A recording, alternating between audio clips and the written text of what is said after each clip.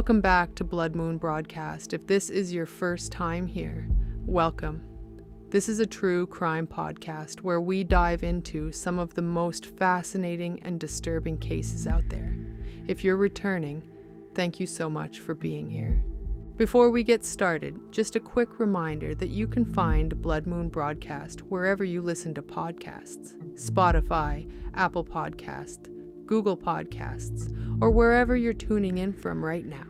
If you're enjoying the show, please consider leaving a rating and review. It really helps other true crime fans find us, and I read every single one. You can also follow Blood Moon Broadcast on Instagram, TikTok, YouTube, whatever platforms you're on, for case updates, behind-the-scenes content, and sneak peeks at upcoming episodes. I love hearing from you guys, so feel free to send me your case suggestions or just say hi in the comments or DMs.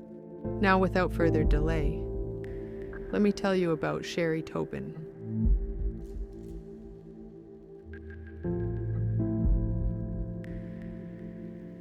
In December of 2010, a group of hikers were making their way along one of the many beautiful trails that snake through Pinal County, Arizona. It was the perfect time of year to be out there. The brutal summer heat had finally broken, and the desert landscape looked absolutely stunning under the clear winter sky. These hikers were just taking in the scenery, having a great time, when suddenly one of them noticed something lying off to the side of the trail. At first, they couldn't quite make out what it was, but as they got closer, their stomachs dropped.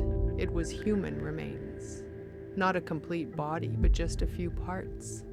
Just 2 days later, on December 23rd, another group of hikers, this time in La Paz County, about 100 miles away, made a nearly identical discovery. They found even more human remains off Interstate 10, which was about 50 miles from the California border. And then, on December 26th, it happened again.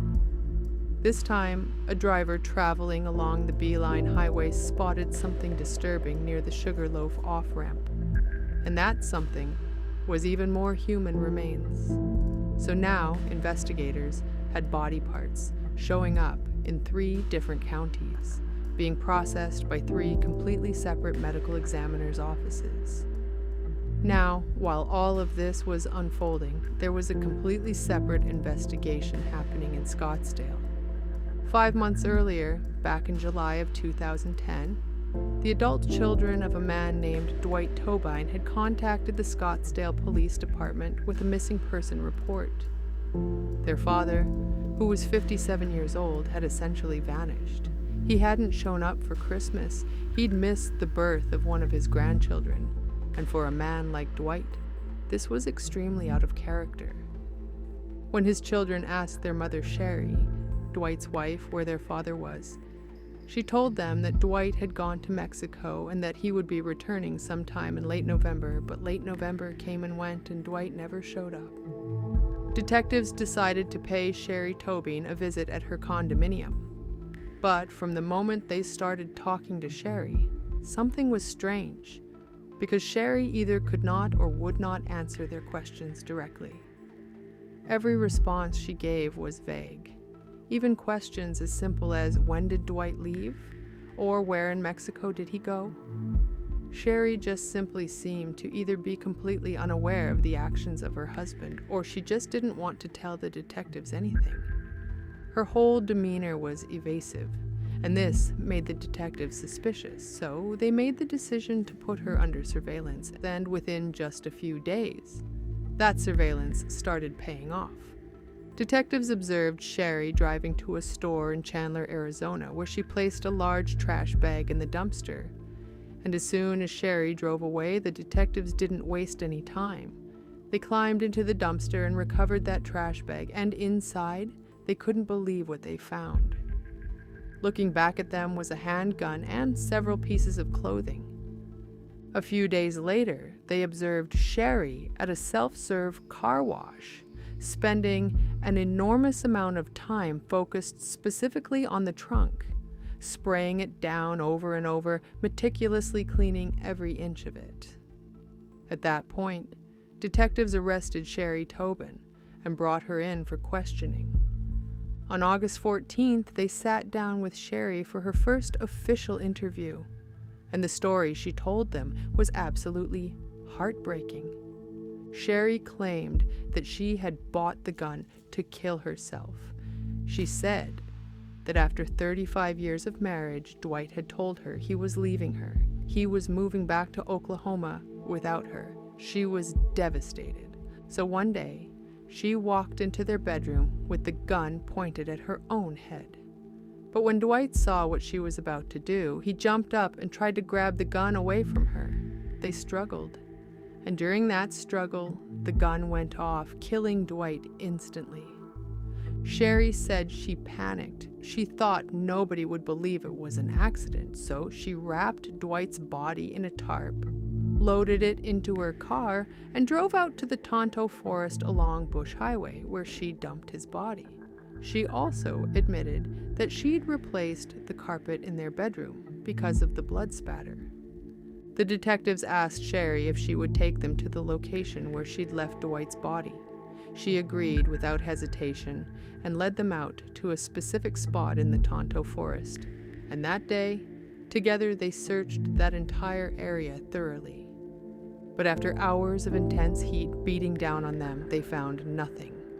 Not even a single trace of human remains. And that's when the detectives knew with absolute certainty that Shari was lying to them. So they went back and started digging deeper. And what they uncovered completely destroyed the narrative Shari had given them. Cell phone records showed that both Dwight's phone and Shari's phone had been pinging off cell towers in the Phoenix area between November 24th and December 25th.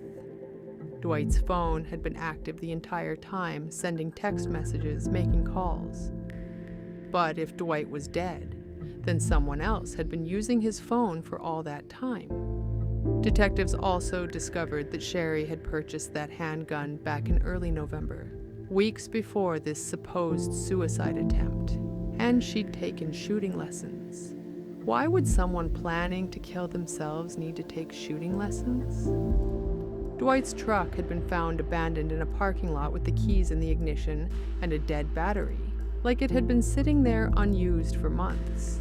And the owner of their condominium mentioned that the garage had smelled very strongly of bleach, an overwhelming amount, like someone had used gallons of it, or maybe there was a large accidental spill or something. Detectives brought Shari back in for a second interview and laid out all of this new evidence in front of her. And this time, Shari's story changed completely, because this time, instead of the shooting being an accident after a supposed suicide attempt, Shari confessed to the deliberate murder of Dwight. Shari admitted that she had killed Dwight because he was planning to leave her. After 35 years of marriage, she couldn't accept that he was just going to walk away. So she made sure that would never happen. She'd shot him on November 24th, 2009, the day before he was scheduled to leave for Oklahoma. After Shari killed her husband, she used Dwight's phone and his email account to send messages to his friends and family members pretending to be him, and she kept this charade going for months. That's why nobody suspected anything was wrong. Dwight's children thought their father was just being distant, and his friends thought he was busy with his move.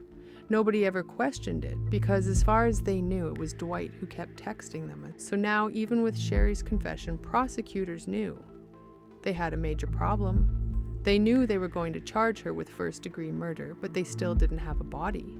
And murder convictions without a body are extremely difficult to obtain. But then, on October 7th, 2010, everything changed because the Arizona Crime Lab had finally finished analyzing those human remains that had been discovered in 3 different counties back in December.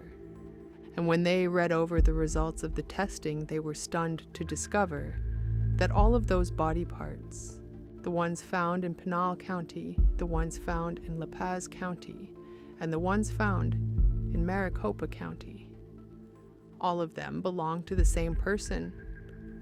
Detectives obtained a DNA sample from Dwight Tobyne's father in Kansas, and when they compared his DNA to the remains, it was a match.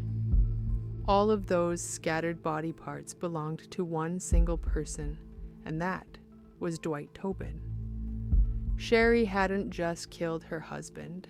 She had completely dismembered his body and then deliberately distributed the parts across 3 different counties in Arizona, probably hoping that even if some of the remains were discovered, they would never be connected to each other.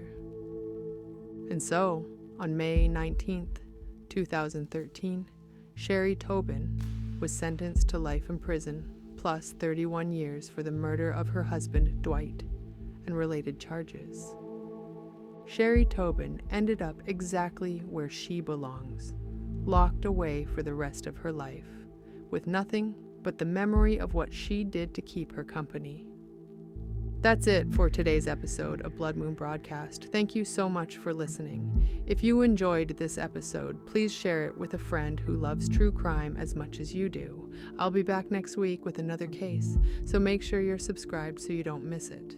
Until then, stay safe out there, and I'll catch you on the next one.